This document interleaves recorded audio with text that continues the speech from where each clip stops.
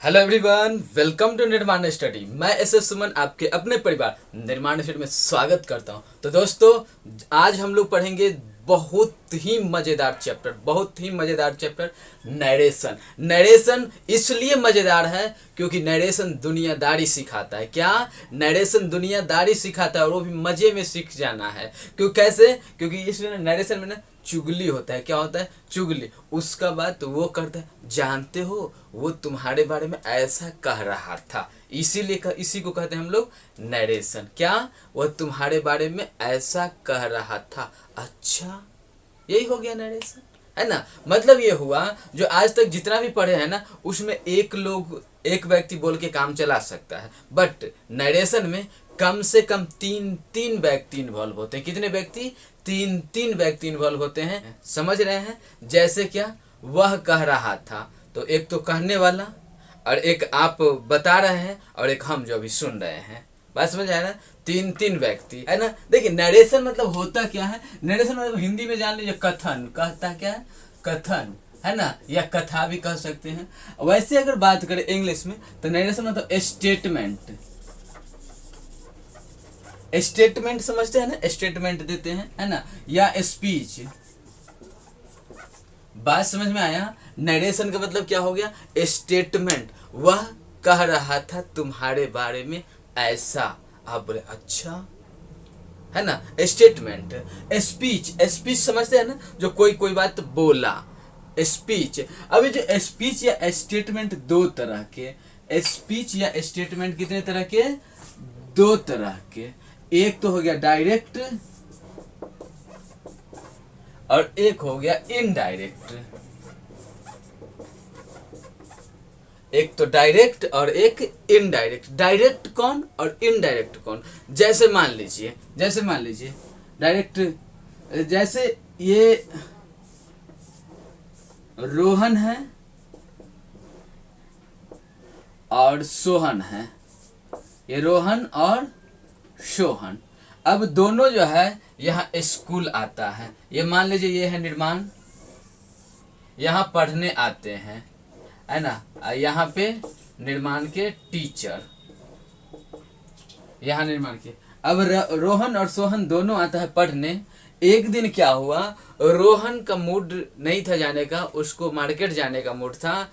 रोहन ने सोहन को कहा, आज मैं बाजार जाऊंगा, इसलिए कॉलेज नहीं जाऊंगा, स्कूल नहीं जाऊंगा, क्लास नहीं जाऊंगा, है ना। रोहन ने सोहन से बोला, जो आज मैं बाजार जाऊंगा इसलिए इस क्लास नहीं जाऊंगा। क्लियर ना। अब चला आया सोहन आया। सोहन आया अकेले, रोहन आया नहीं। तो अब टीचर पूछते हैं, रोहन नहीं आया? तो सोहन कहता है, सर वह कह रहा था मैं बाजार जाऊंगा, वह कह रहा था मैं बाजार जाऊंगा। बात समझ में आया?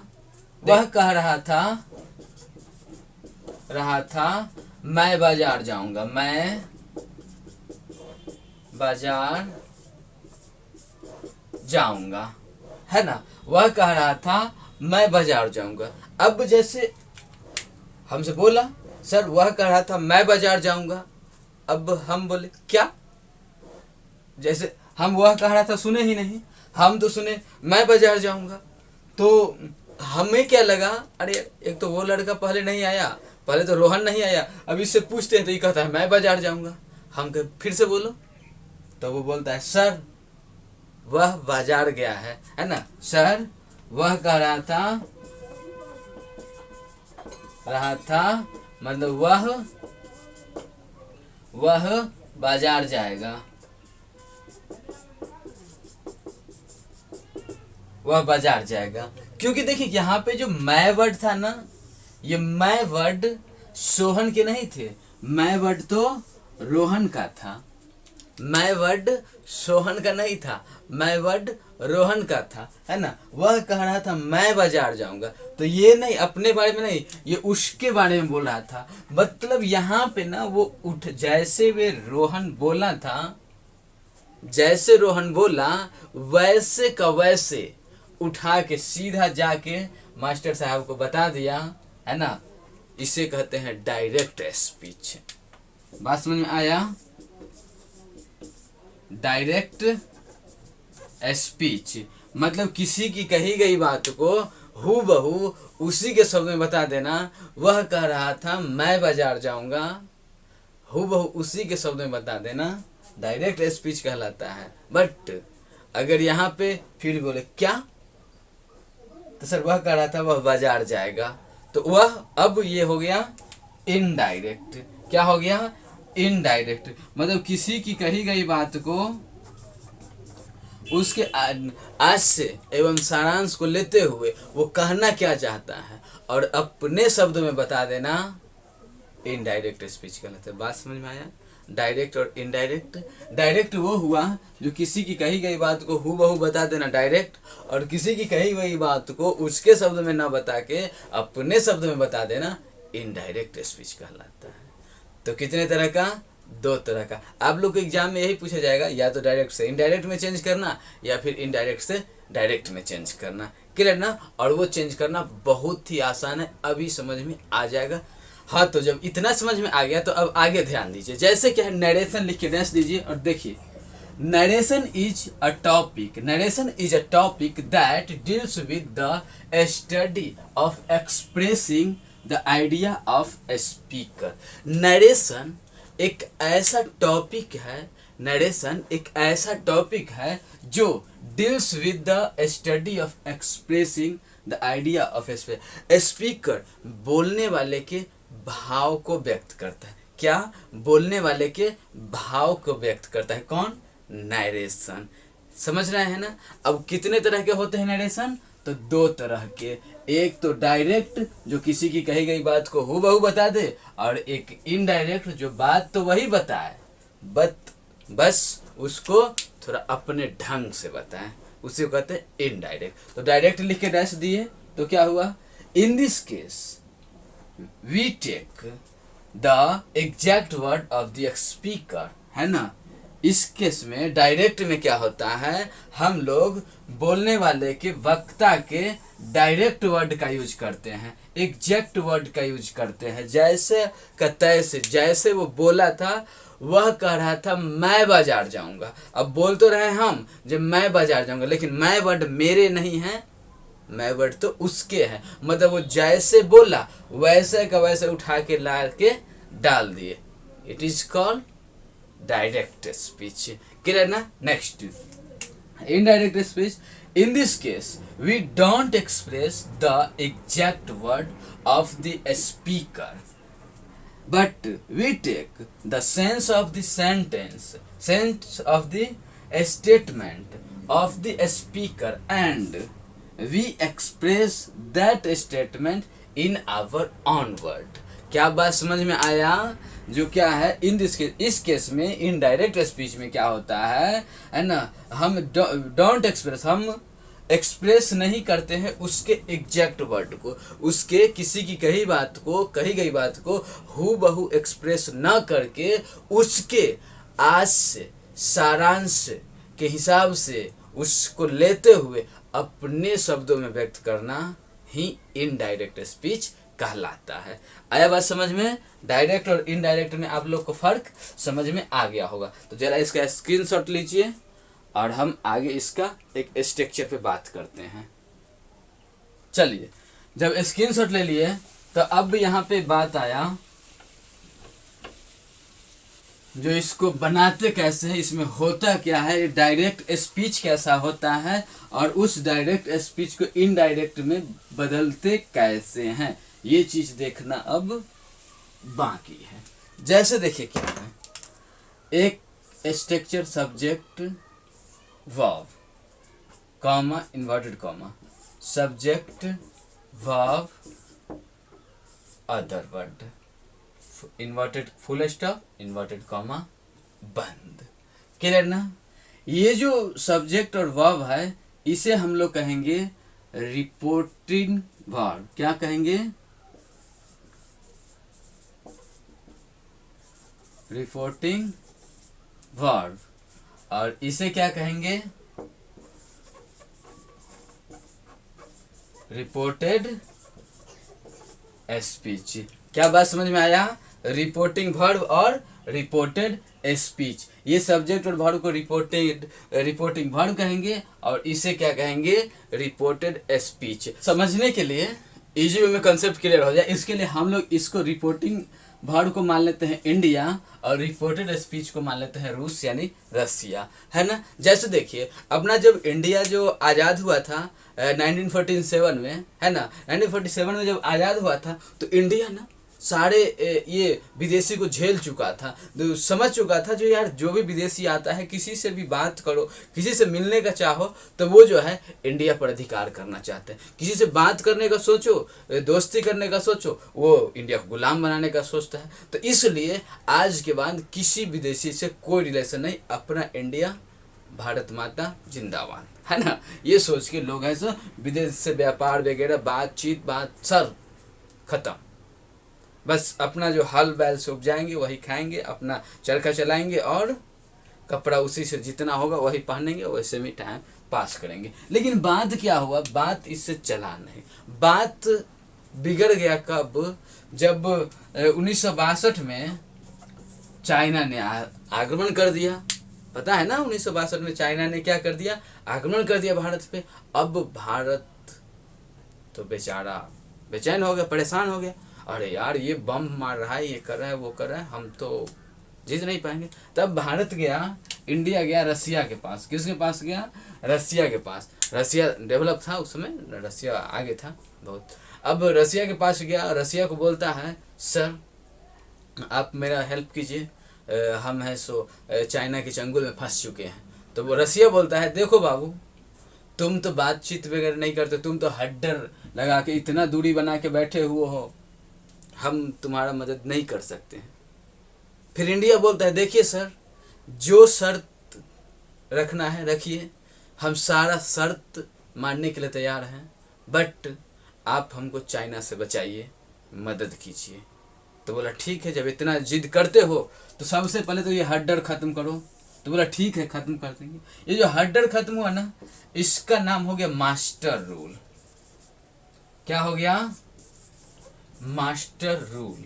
ये जो हड्डर वाला जो, ये हड्डर खत्म करने के लिए क्या हो गया, मास्टर रूल एक बना। देखो ऐसा तो ऐसा, ऐसा तो ऐसा, सारा कंडीशन हुआ।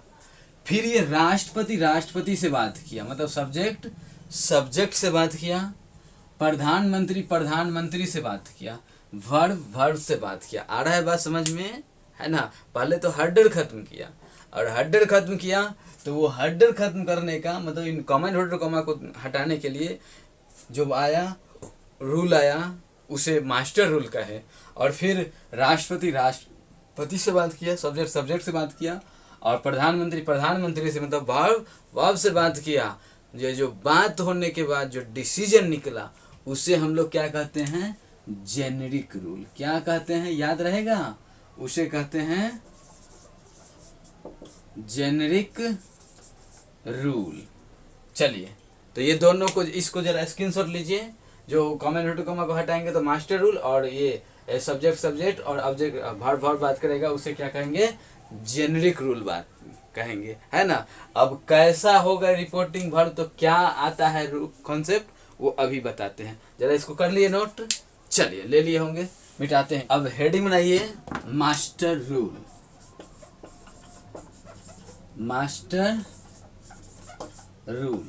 मास्टर रूल में जैसे देखिए बात किए हम लोग, सब्जेक्ट होगा, वर्ब होगा, comma inverted comma, subject verb और अदर वर्ड, फुल स्टॉप और इन्वर्टेड कॉमा बंद।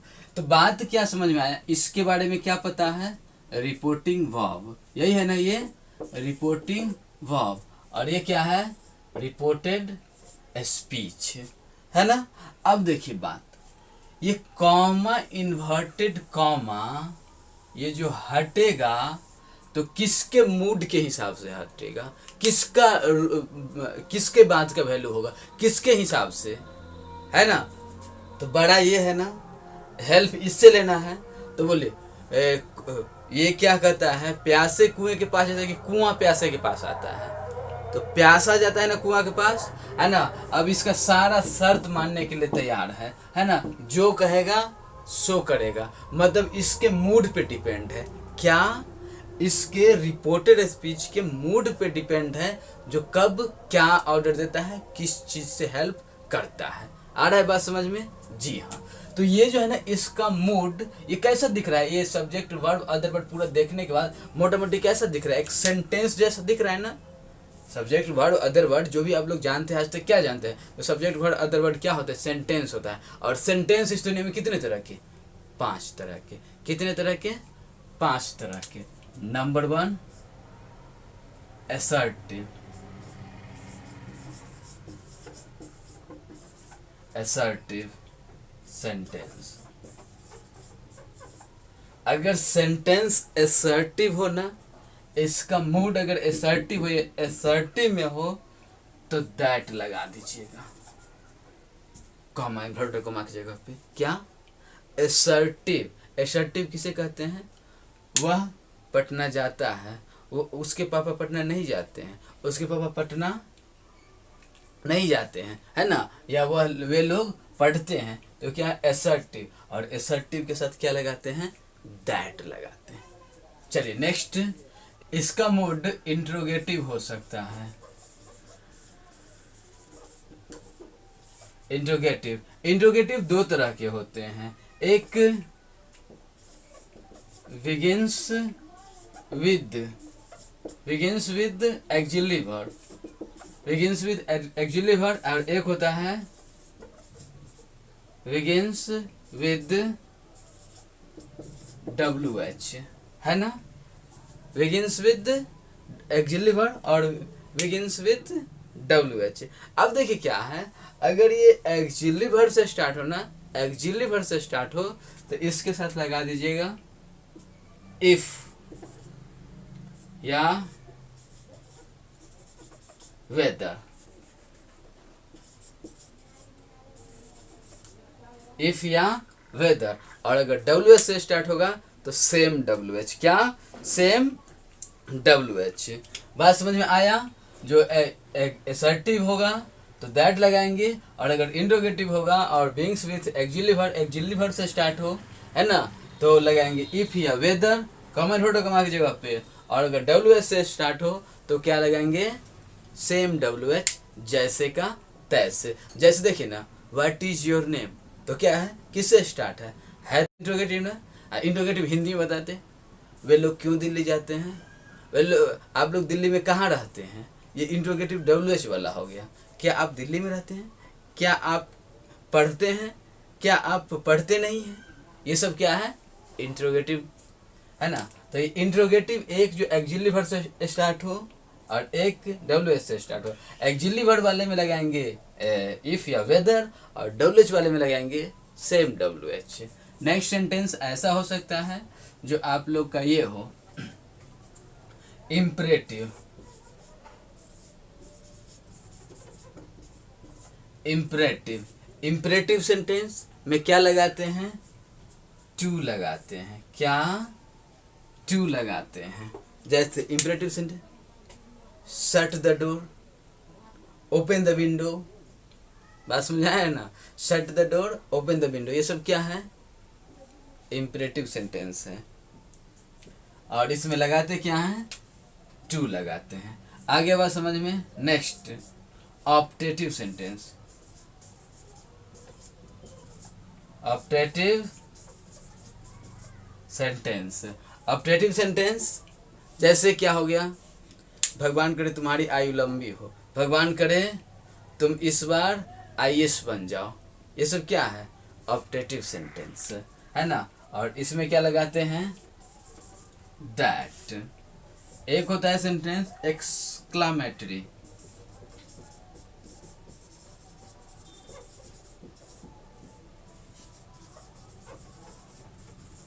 एक्सक्लामेटरी में भी क्या लगाते हैं? दैट। एक्सक्लामेटरी सेंटेंस किसे कहते हैं? ओह, आह, औच, ये सब वर्ड जो होता है ना, ओह चोट लग गया, हुर्रा अब की बार मैच जीत गया, ये सब क्या है? एक्सक्लामेटरी सेंटेंस, है ना, एक्सक्लामेशन। तो इसमें क्या लगाते हैं? दैट लगाते हैं। बात समझ में आ गया होगा। ओ नरेशन ना आसान है, बहुत आसान, क्योंकि ये जो कॉमा इन्वर्टेड कॉमा हटाएंगे तो रिपोर्टेड स्पीच के हिसाब से हटाएंगे। रिपोर्टेड स्पीच एक सेंटेंस है, और सेंटेंस इस दुनिया में 5 तरह के होते हैं। एक असर्टिव, एक क्या है इंट्रोगेटिव, एक ऑप्टेटिव, एक इम्परेटिव और एक एक्सक्लेमेटरी। अगर सेंटेंस असर्टिव हो तो क्या लगाएंगे, दैट लगाएंगे। अगर सेंटेंस ऑप्टेटिव हो क्या लगाएंगे, दैट लगाएंगे। अगर सेंटेंस एक्सक्लेमेटरी हो क्या लगाएंगे, दैट लगाएंगे। मतलब मोटा मोटी ज़्यादातर में क्या लगाएंगे, दैट लगाएंगे। बट अगर एक सेंटेंस अगर इंट्रोगेटिव हो, और इंट्रोगेटिव सेंटेंस वैसे ही समझ में आता है, या तो क्या से स्टार्ट होता है या बीच में क्या क्यों होता है ना। WH वर्ड से स्टार्ट होगा या तो WH वर्ड बीच में हो, है ना, एक्सिलरी वर्ड से स्टार्ट हो, तो क्या हो जाएगा इसका इफ या वेदर लगाएंगे, और एक में क्या लगाएंगे, WH वर्ड लगाएंगे। आया बात समझ में। चलिए नेक्स्ट क्या है, इम्परेटिव। इम्परेटिव सेंटेंस वो होता है जो ऑर्डर, कमांड, रिक्वेस्ट का बात हो ना, वो इम्परेटिव। गेट बंद करो, इधर आओ, उधर जाओ, ये सब क्या है, एक गिलास पानी लाओ, ये सब क्या है, इम्परेटिव सेंटेंस। तो ऐसे सेंटेंस में टू लगाएंगे। और क्या तुम दिल्ली में रहते हो, तुम दिल्ली में क्यों रहते हो, तो क्या लगाएंगे, अब क्या से स्टार्ट है तो एक्चुअली वर्ड, और क्यों दिल्ली में क्यों रहते हो तो WH वर्ड हो गया, और WH वर्ड में सेम WH। आया बात समझ में। चले जरा इसका स्क्रीनशॉट लीजिए, अभी एग्जांपल देके ट्राई करते हैं कितने लोग को समझ में आया। तो देखिए एग्जांपल देखिए, तो आप लोग लगाने का प्रयास कीजिएगा क्या लगाना चाहते हैं। Ravi said comma inverted comma, है ना, क्या लगाना चाहते हैं यहाँ पे। अभी कुछ सेंटेंस नहीं बनाना है, बस कॉमा इन्वर्टेड कॉमा की जगह पे क्या लगाइएगा, दैट लगाइएगा। ऑप्शन बस इतना ही है, या तो दैट लगाना है, या तो टू लगाना है, या फिर इफ, या चलिए इफ ही रहने दीजिए, वेदर आगे पढ़ाएंगे एडवांस में थोड़ा। चलिए यहाँ पे 3 में से क्या लगाना चाहते हैं, Ravi said comma inverted comma की जगह पे दैट, टू या if. I saw he, simple है ना, असर्टिव है, तो क्या हो गया, दैट लगाएंगे। क्लियर, कितने लोग लगाए थे, बहुत अच्छी बात है। चलिए next, she said to me comma inverted comma what is your name, क्या है, व्हाट इज योर नेम, क्या लगाएं बोलिए कॉमा इन्वर्टेड कॉमा की जगह पे, बताइए। या इसमें इफ या वेदर या WH वर्ड, क्या लगाएं बोलिए, सेम WH, क्या सेम WH, है ना, वाट का वाट ही रह जाएगा, कुछ नहीं करना है। Next, my father said to me shut the door, my father said to me shut the door, क्या लगाए कॉमा इन्वर्टेड कॉमा जगह पे बोलिए, दैट, इफ या what, where, when, why, how, क्या इफ लगेगा, समझ रहे हैं। इफ नहीं, टू, क्या लगेगा, टू लगेगा, है ना। ऑर्डर, कमांड, रिक्वेस्ट का बात हो तो क्या हो जाएगा, टू लगाएंगे, इम्परेटिव सेंटेंस है। Next, he said to me comma inverted comma are you a student, क्या लगाएंगे कॉमा इन्वर्टेड कॉमा जगह पे क्या लगाएंगे बोलिए, are you a student. Interrogative sentence है ना, और इंट्रोगेटिव सेंटेंस में आप लोगों को क्या पता है, लगाते हैं इफ। आशा करते हैं आप लोग को बात समझ में आ गया होगा। मोटा मोटी ये समझ में है। नरेशन, नरेशन जो होते हैं कितने तरह के होते हैं, 2 तरह के हैं, एक डायरेक्ट और एक इनडायरेक्ट। डायरेक्ट वो होता है जो किसी की कही गई बात को हुबहू उसी के शब्द में बता दो, डायरेक्ट। और इनडायरेक्ट जो किसी की कही गई बात को उसके शब्दों में ना बता के उसके अपने शब्दों में बताना इनडायरेक्ट स्पीच कहलाता है। और डायरेक्ट से इनडायरेक्ट करने के लिए हम लोग को सबसे पहला काम क्या होता है, कॉमा इन्वर्टेड कॉमा को हटाना। और कॉमा इन्वर्टेड कॉमा को जो हटाते हैं वो होता है मास्टर रूल, है ना। और कॉमा से पहले वाला होता है रिपोर्टिंग वर्ब, और ये क्या है, ये रिपोर्टिंग वर्ब, और ये क्या है, रिपोर्टेड स्पीच। और जब भी हम लोग कॉमा इन्वर्टेड कॉमा को हटाते हैं तो रिपोर्टेड स्पीच के अकॉर्डिंग हटाते हैं, रिपोर्टेड स्पीच के मूड के हिसाब से। अगर रिपोर्टेड स्पीच का मूड मतलब रिपोर्टेड स्पीच वाला सेंटेंस असर्टिव है तो दैट लगाएंगे, इंट्रोगेटिव है तो इफ या वेदर लगाएंगे, और इंट्रोगेटिव में अगर WH वाला है तो सेम WH, और अगर इम्परेटिव है तो टू लगाएंगे, और अगर ऑप्टेटिव है तो क्या लगाएंगे, दैट लगाएंगे, और एक्सक्लेमेटरी है तो भी दैट लगाएंगे। और जो आप लोग एग्जाम्पल में देख लिए, आशा करते हैं आप लोग को वीडियो बहुत अच्छा लगा होगा। प्लीज़ अपना जितना दोस्त है उन सारे के भी शेयर कीजिए, और अगर आप लोग चैनल पे पहली बार हैं तो सब्सक्राइब कर लीजिए। जितना भी टॉपिक होता है सारा का सारा टॉपिक आप लोग को ईजी वे में ऐसे ही रेगुलर मिलता रहेगा। Thanks for watching this video.